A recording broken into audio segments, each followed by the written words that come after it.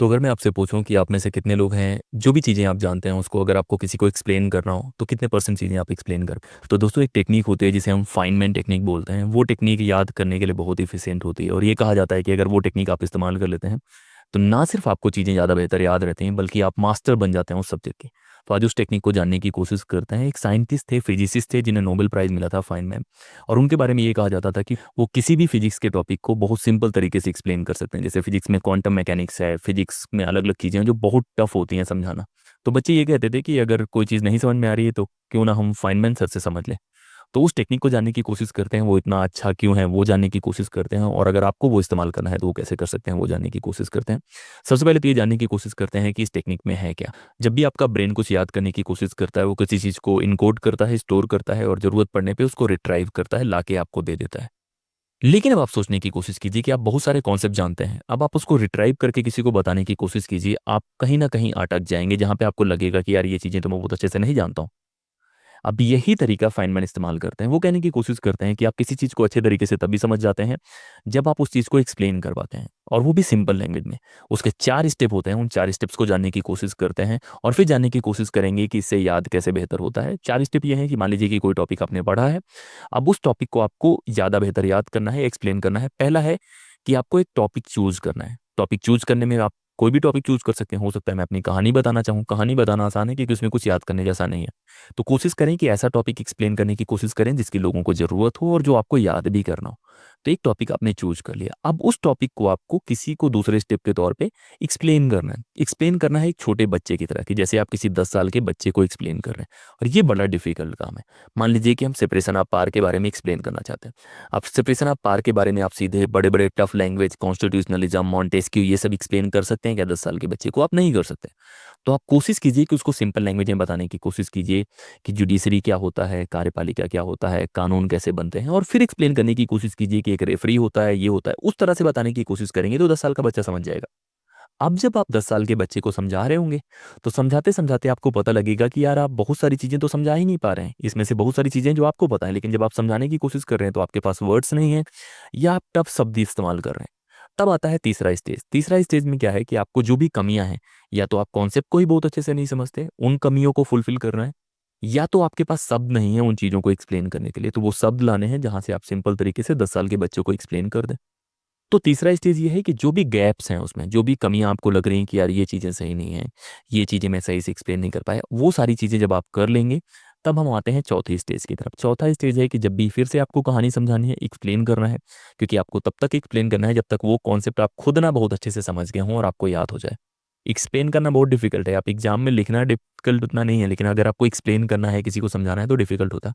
तो चौथी स्टेज आती है, चौथी स्टेज में क्या करना पड़ता है आपको, कहानियों के माध्यम से उन चीज़ों को एक्सप्लेन करना होता है। जैसे मैं आपको सेपरेशन ऑफ पावर के बारे में बता रहा हूँ, छोटे बच्चे के बारे में बता रहा हूँ, कोई भी चीज़, तो उन कहानियों के माध्यम से जब आप बताते हैं तो लोग कनेक्ट कर पाते हैं। जैसे ये कॉन्सेप्ट ही जब मैं एक्सप्लेन कर रहा हूँ, तो मैं बहुत ज़्यादा कॉन्सेप्चुअल चीज़ें एक्सप्लेन कर सकता हूँ कि ब्रेन कैसे फंक्शन करता है, क्या होता है। लेकिन जब मैं कहानी के तौर पे बताने की कोशिश करूँगा, तब वो चीज़ें कैसे होती हैं, वो आपको ज़्यादा कनेक्टिंग भी लगती हैं और ज़्यादा आसान होता है समझना। तो ये तो 4 स्टेप हैं, आपको टॉपिक सेलेक्ट करना है, छोटे बच्चे की तरह एक्सप्लेन करना है, जैसे आप छोटे बच्चे को एक्सप्लेन कर रहे हैं।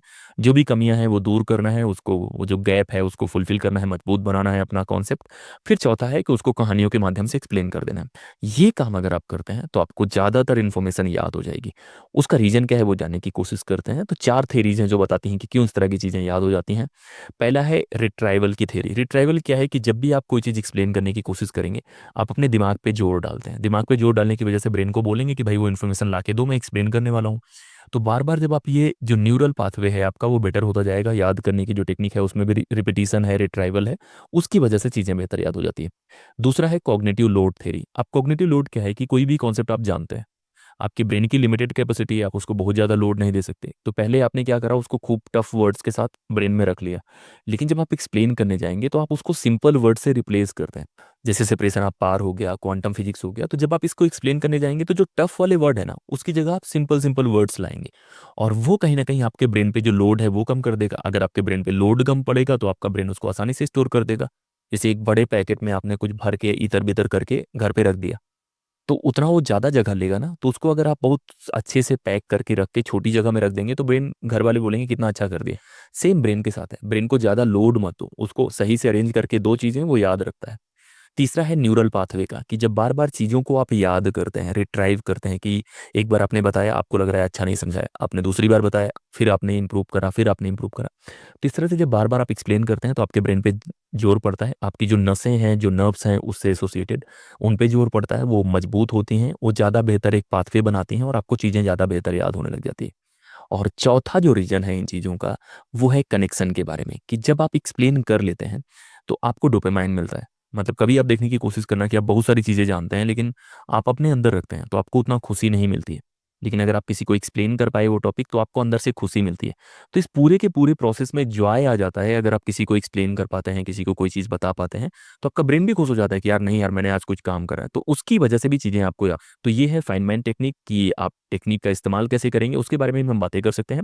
लेकिन इन वजहों से आपको ज़्यादा याद रहता है, जिसमें रिट्राइवल के बारे में है, जिसमें न्यूरल पाथवे के बारे में है, जिसमें डोपामाइन के बारे में है, और जिसमें ये भी है कि आपका मेमोरी कैसे वर्क करता है उसके बारे में। तो ये रीजंस मैंने दिए हैं आपको इस टेक्निक के इस्तेमाल के बारे में।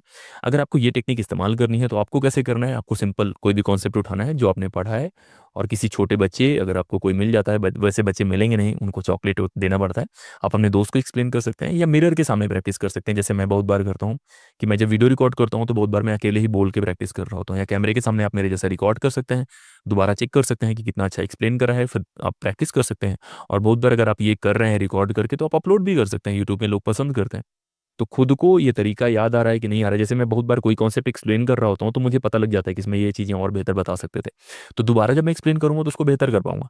तो मिरर के सामने प्रैक्टिस कर सकते हैं, पेज में लिख के भी प्रैक्टिस कर सकते हैं, आपका तरीका अपना हो सकता है। तो इसी तरह के टेक्निक्स हम लाते रहेंगे। इस टेक्निक को फिनमैन बोलते हैं और ये बहुत फेमस टेक्निक है, ठीक है? आप इसका इस्तेमाल करने की कोशिश करें, और इसके इस्तेमाल से दो चीज़ें बेहतर होती हैं, आपको याद होता है, दूसरा आपकी बोलने की काबिलियत बहुत बेहतर होती है।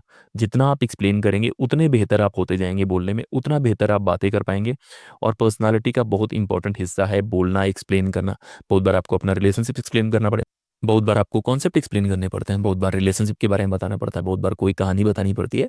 तो एक्सप्लेन करने की काबिलियत भी डेवलप हो जाएगी। तो ये फिनमैन जो टेक्निक है उसको इस्तेमाल करने की कोशिश करो, और ये जो साइंटिस्ट हैं इनके बारे में पढ़ने की कोशिश करो, इनका पर्सनालिटी, इनका पढ़ाने का तरीका देखने की कोशिश करो।